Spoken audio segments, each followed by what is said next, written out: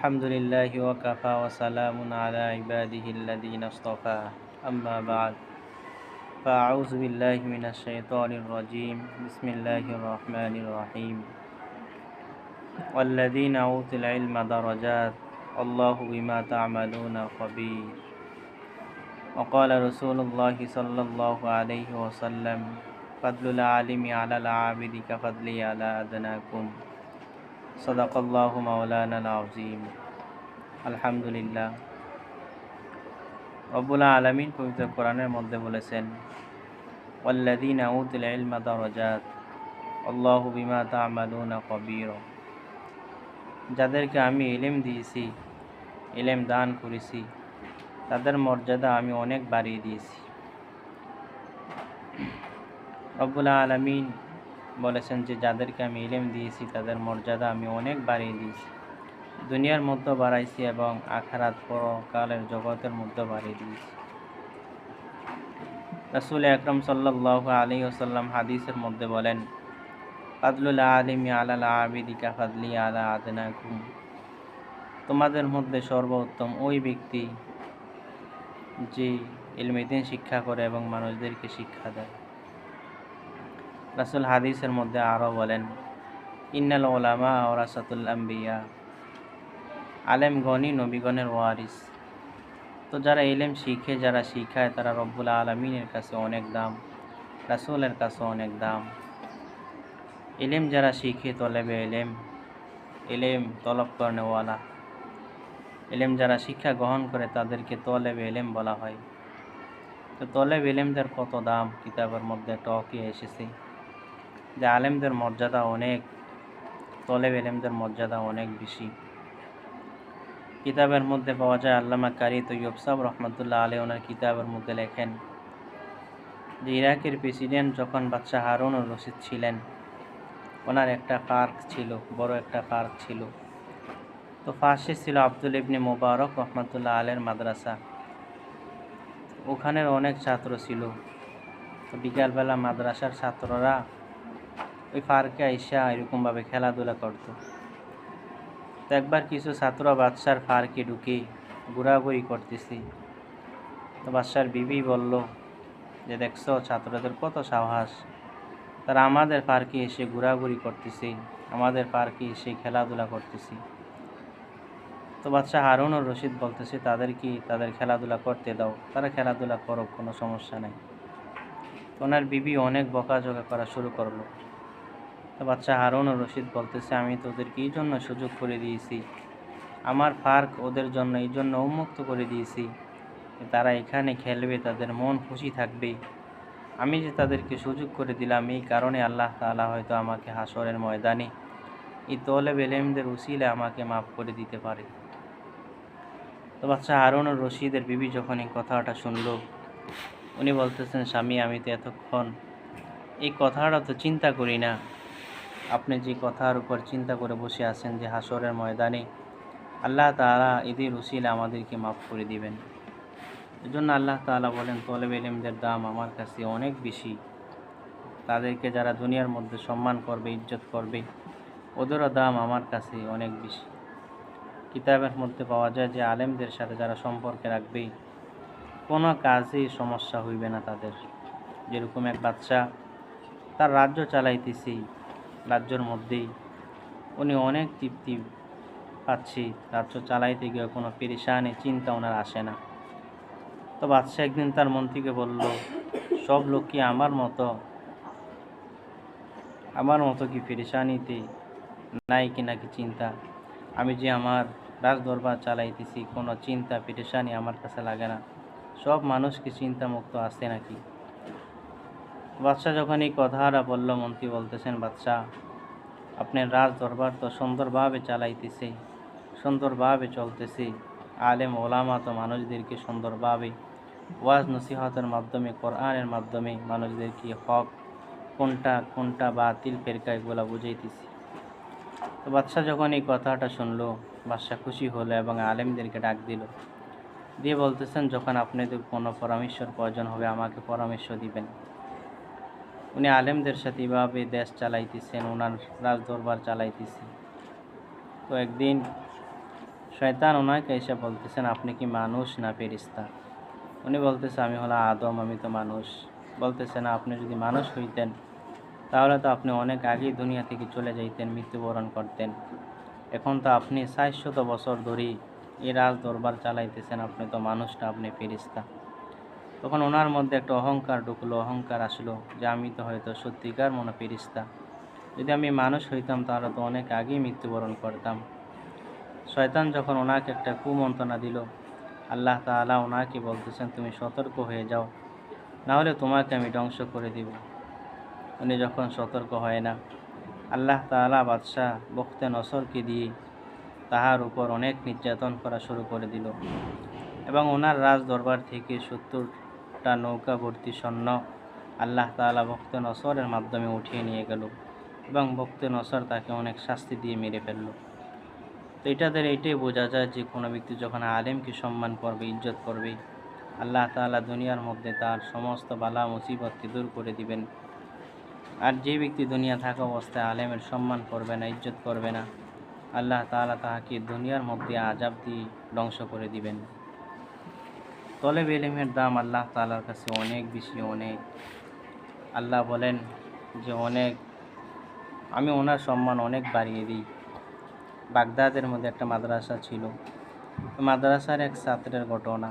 ওস্তাদ তাকে বলল, তুমি খুব ভালো ছাত্র, তুমি সবসময় আগে আসবা এবং সামনে বসবা।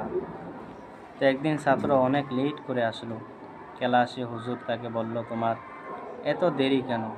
ছাত্র বলল, আমি যখন বাড়ি থেকে মাদ্রাসার জন্য রওনা করলাম, আমি রাস্তায় যখন হাঁটি, আমার পা যখন জমিনে রাখি, দেখি নূর ঝলমল করে, রাস্তার মধ্যে নূর ঝলমল করে, এজন্য আমার দেরি হলো। ওস্তাদ বলল, এটা তো ভয়ের কিছুই নাই। রাসূল বলেছেন, তলেব ইলমের পায়ের নিচে, তলেব ইলমদের পায়ের নিচে ফেরেশতারা নূরের পর্দা বিছিয়ে দেয়। আর তুমি যখন মাদ্রাসায় আসতেছিলা ইলমে দ্বীন তলব করার জন্য, ফেরেশতারা তোমার পায়ের নিচে নূরের পর্দা বিছিয়ে দিল। এটা ভয়ের কিছু না। এই জন্য এই কথা দ্বারা বোঝা যায়, যারা ইলমে দ্বীন শিক্ষা গ্রহণ করবে, আল্লাহ তাআলা তাহাদের পায়ের নিচে যখন ইলমে দ্বীন শিক্ষার জন্য হাঁটবে, ওদের পায়ের নিচে আল্লাহ তাআলা নূরের পর্দা বিছিয়ে দিবে। কিতাবের মধ্যে পাওয়া যায় যে তলেব ইলম যখন ইলমে দ্বীন শিক্ষা করার জন্য যখন মাদ্রাসায় যায়, আল্লাহ তাআলা তাহাকে হার অবস্থায় সাহায্য করেন।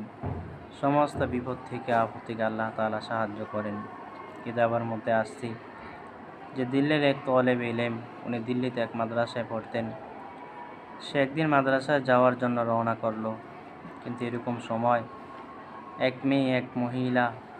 মেয়ে ওই তলেব ইলমের রাস্তা আটকিয়ে ফেললো এবং বলতেছে, আমার ঘরের মধ্যেই আমার একটা ছোট্ট বাচ্চা আছে, বাচ্চাটা অনেক অসুস্থ, আপনি একটু আসেন, তাকে একটু পানি ভরা দিয়ে যান।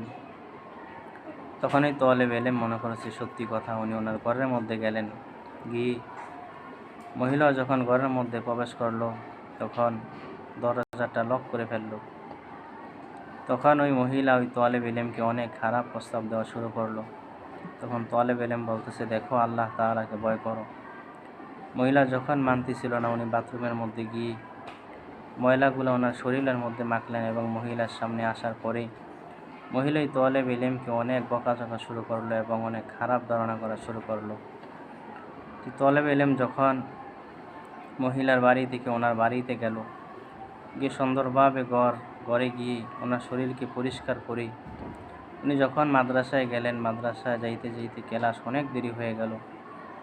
তো উনি যখন ক্লাসের মধ্যে ঢুকলেন, ওস্তাদ এতক্ষণ এই জ্ঞান পাইতেছে না। এখন যখন উনি ওই তলেব ইলম যখন ক্লাসের মধ্যে প্রবেশ করলো, ওস্তাদ দেখি পুরোটা ক্লাস মেশক আম্বরের জ্ঞানে ভরপুর হয়ে গেছে।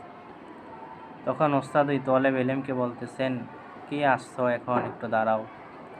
তখন এই তলেব ইলম যখন দাঁড়াইছি, ওস্তাদ বলতেছে, তুমি এরকম কি লাগাইছো যার কারণে তোমার শরীর থেকে এত জ্ঞান আসতেছে? তখন ওই তলেব ইলম ওস্তাদের কাছে যখন সব কথা বলল, তখন ওস্তাদ বলতেছে, হ্যাঁ, যে ব্যক্তি ইলমে দ্বীন শিখার জন্য ত্যাগ স্বীকার করে, আল্লাহ তাআলার ভয় ওনার অন্তরের মধ্যে প্রবেশ করায়, আল্লাহ তাআলা তাহাকে সাহায্য করেন। তুমি আল্লাহ তাআলার ভয়ে এই খারাপ কাজটা করো না, এজন্য আল্লাহ তাআলা তোমাকে এই সাহায্যটা খারাপ কাজ না করার কারণে আল্লাহ তাআলা তোমার শরীরের মধ্যে এত জ্ঞানযুক্ত একটা জ্ঞান তোমাকে আল্লাহ তাআলা নিয়ামত দান করেছে। তো হযরত আশরাফ আলী থানভী রহমাতুল্লাহ আলী বলেন যে একজন তলেবে ইলম দিল্লিতে লেখাপড়া করত। উনি অনেক গরিব ছিল। উনি যে লেখাপড়া করবে এরকম ওনার কাছে অনেক টাকা পয়সা কোনো কিছুই ছিল না। উনি অনেক কষ্টের মাধ্যমে লেখাপড়া করতেন। তো আশরাফ আলী থানভী রহমাতুল্লাহ আলী বলল উনি একদিন দিল্লির বাজারে উনি ঘোরাঘুরি করতেছি যে কোনো এক জায়গার মধ্যে একটু আলো পাবে, ওখানে বসে বসে উনি পড়বে। তো দিল্লির বাজারে যখন উনি ঘোরাঘুরি করতেছেন দেখতেছে একটা দোকান, ওই দোকানের সামনে একটা বাতি জ্বলতেছে।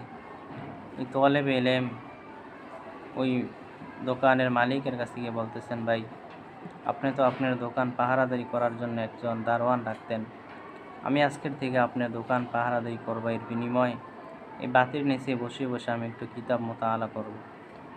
তখন দোকানের মালিক বলতেছে, ঠিক আছে, তুমি আজকের থেকে এই বাতির নিচে বসে বসে কিতাব মোতালা করবা আর আমার দোকানটা একটু পাহারাদি করবা।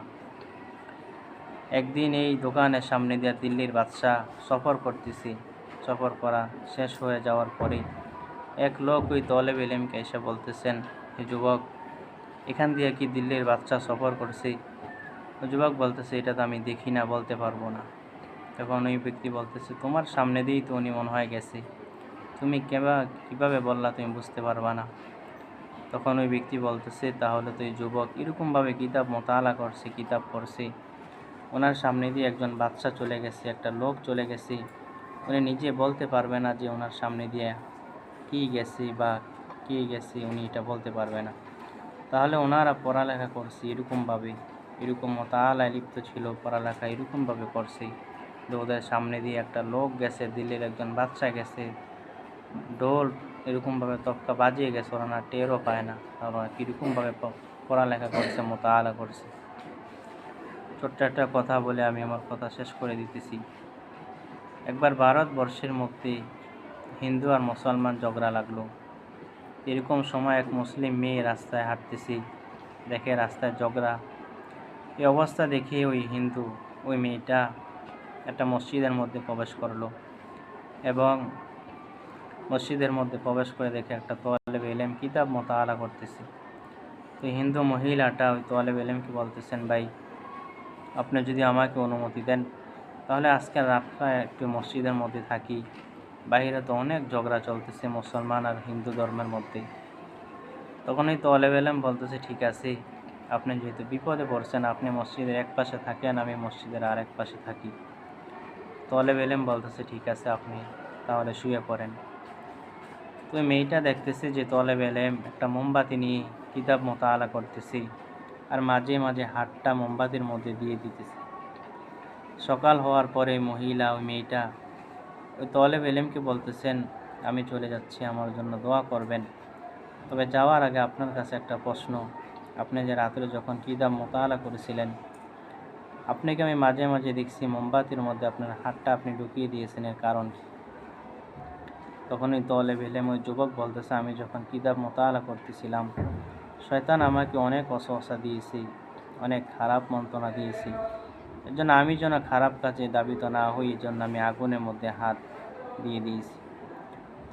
ওই যুবতী মহিলা বাড়িতে গেলেন এবং ওনার মা কি অবস্থাটা জানালেন এবং ওনার মা এই যুবকের সাথে মেয়েকে বিবাহ দিয়ে দিলেন। এই কথা দ্বারা বোঝা যায় যে যারা ইলমে দ্বীন শিক্ষার জন্য কষ্ট করবে, মেহনত করবে, রব্বুল আলামিনকে ভয় পাবে, আল্লাহ তাআলা তাদেরকে সাহায্য করবেন। এজন্য আমরাও ইলম যখন শিখব, ইলমের পাশাপাশি আমল করব এবং রব্বুল আলামিনকে রাজি খুশি করার জন্য ইলমে দ্বীন শিক্ষা গ্রহণ করব। আল্লাহ তাআলা আমাদের সবাইকে ইলমে দ্বীন হাসিল করার এবং ইলমের পাশাপাশি আমল করার তৌফিক দান করুক বলি আমিন।